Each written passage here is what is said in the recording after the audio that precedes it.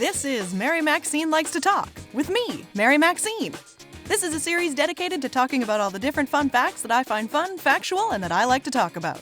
This episode may contain coarse language. Listener discretion is advised. In this episode, Mary Maxine likes to talk about Nintendo.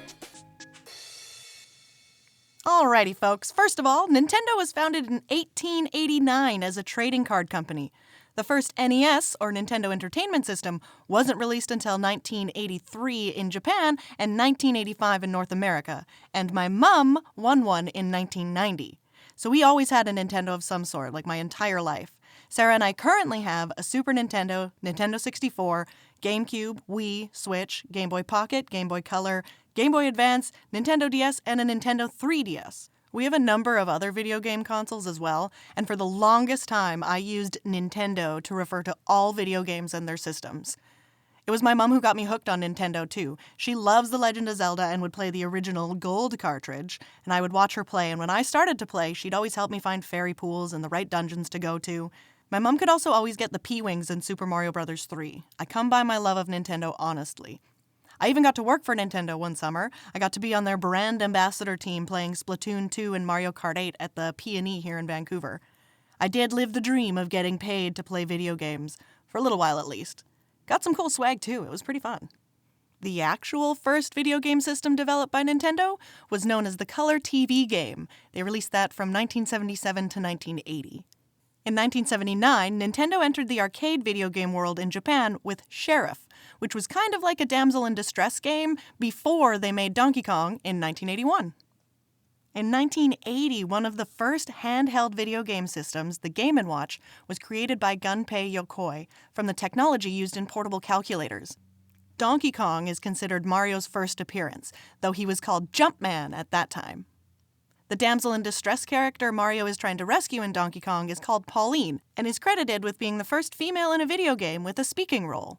1985 saw the release of the first Super Mario Bros. Game in Japan. When Nintendo launched the NES in North America in 1985, there were 17 games to play, among which were Baseball, Duck Hunt, Excite Bike, Hogan's Alley, Ice Climber, Soccer, and of course, Super Mario Bros.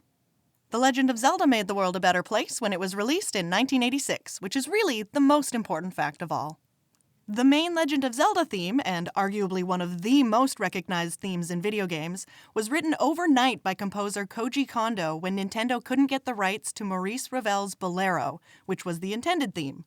And due to my fear of Nintendo's copyright lawyers, I won't be playing either song on this episode, but I have linked, pun intended, them below. Very cool to hear the comparison.